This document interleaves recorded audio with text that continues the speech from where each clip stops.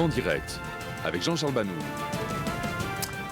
Bonsoir, c'est encore un scénario hélas bien rodé, nouvel attentat aux portes de la vieille ville de Jérusalem. 2 terroristes palestiniens ont poignardé plusieurs personnes avant d'être abattus par la police. Le bilan s'est alourdi ce soir. 2 des blessés graves sont décédés lors de leur transfert à l'hôpital.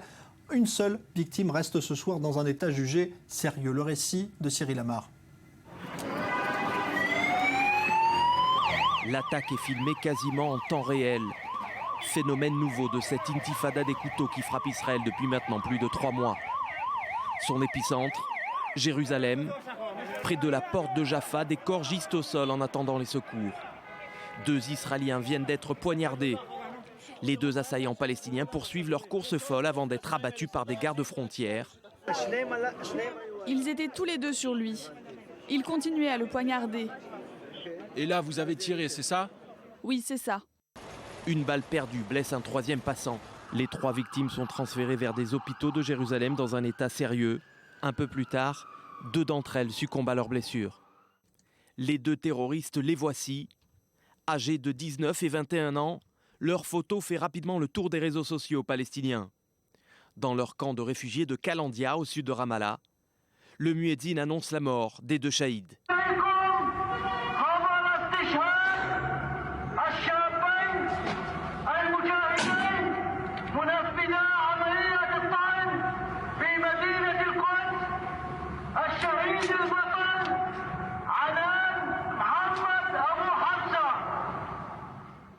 Connus des services de police israéliens, les 2 hommes avaient purgé de courtes peines de prison en 2010 et en 2015 avant d'être relâchés. Alors avec nous, Olivier Rafovitch, bonsoir. Vous êtes colonel de réserve dans l'armée israélienne. Des attentats qui se poursuivent et celui-là particulièrement meurtrier aujourd'hui. La vague de violence, elle est dramatique. Elle est organisée plus haut niveau par la haine qui est propagée par le leadership palestinien. Il n'y a aucune volonté d'arrêter cette vague de violence au niveau palestinien, ni au niveau arabe israélien d'ailleurs.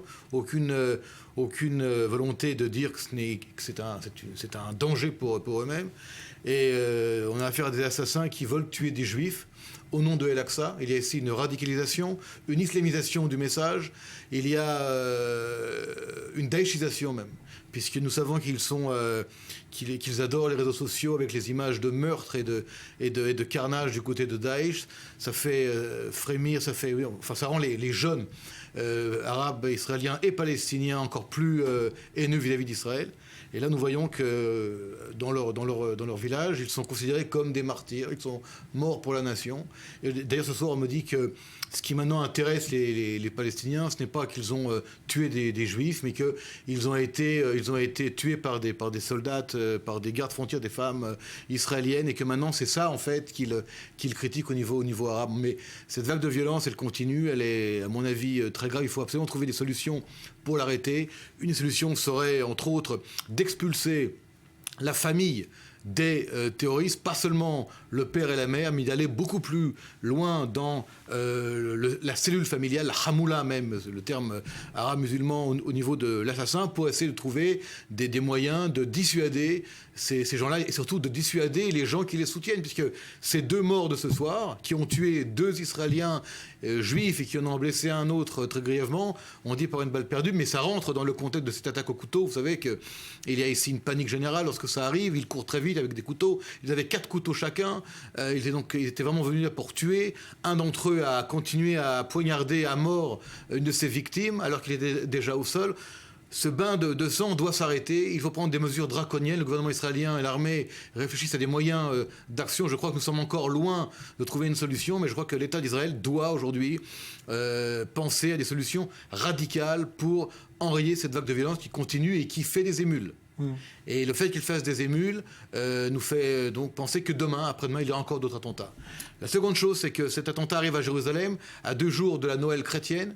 Donc il y a aussi une volonté de faire peur aux touristes chrétiens qui arrivent vers Jérusalem à la veille de la Noël chrétienne. C'est la même chose à Bethléem, la même chose à Jérusalem. Ici, l'islam intégriste violent, qui est ici propagé par les Palestiniens et Arabes israéliens, veut également mettre un frein aux fêtes de fin d'année du monde chrétien chrétiens et de toucher également de plein fouet le tourisme israélien et le tourisme tout court. Je voudrais quand même dire que nous sommes ce soir de tout cœur avec les victimes et leurs familles et que ce bain de sang, encore une fois, doit s'arrêter et j'espère que nous allons trouver des solutions rapidement. Alors,